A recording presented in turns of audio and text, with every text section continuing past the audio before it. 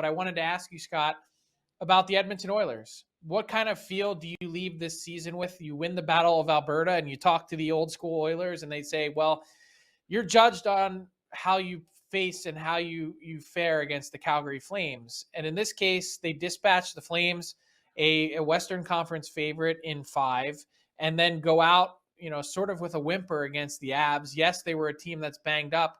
Where are the Oilers going from here?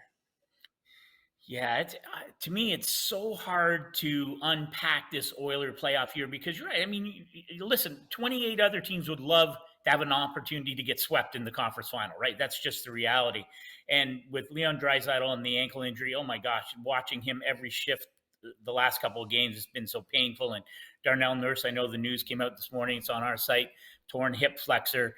Obviously impacting his ability to do what he normally does in terms of level of play, in terms of ice time.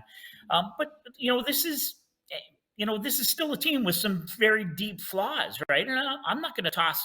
This isn't all on Mike Smith, but this is 2 years in a row when you come into the most critical time, and this is a team that has two of the best 4 or 5 players in the world, and you have goaltending that you have two goal leads in the third period of an elimination game, and you cannot close the deal. And this is the same problem you had a year ago when you got swept by Winnipeg in the first round. So, okay, roster construction remains a huge issue for this team. That blue line's not good enough. I don't care if Darnell Nurse is fully healthy or not. I love Brett Kulak coming in. That defense is not good enough. The goaltending, not good enough to even win a single game, let alone knock off the Avs. And so Ken Holland has his work cut out for him, and I'm curious to see. I still don't understand why you haven't extended Jay Woodcroft right now. And if I'm one of the 25 teams looking for NHL head coaches now, okay, it's not 25, it's going to be 6 or maybe a few more. Maybe Jay Woodcroft goes somewhere else. I don't know. I thought he did a pretty good job. I didn't like the lineup decisions last night. You put the kid in, he plays 3 minutes. I don't understand that part of it, but listen, he did an amazing job with that roster and with the limitations there.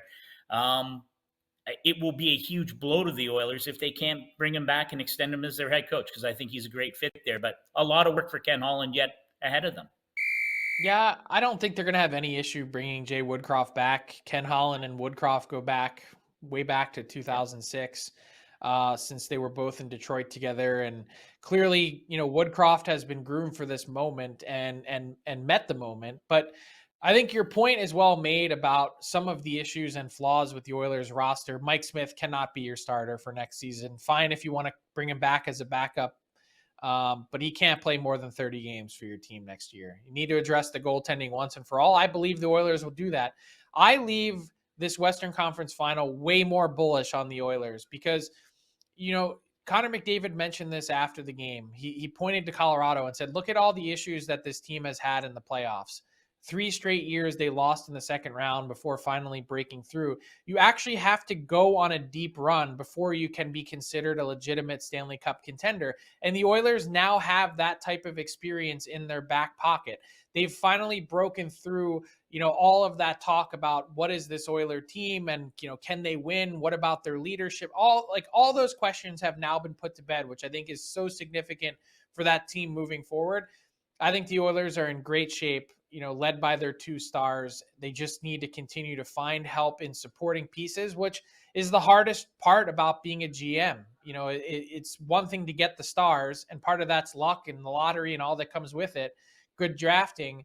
The other part is to fill out your roster with the proper complementary pieces. I think Ken Holland will do that this summer. And I think the Oilers have some work to do to catch up to teams like the Avs. But I think for once and for all, you can finally say that out of the last handful of years, the Oilers are trending in the right direction.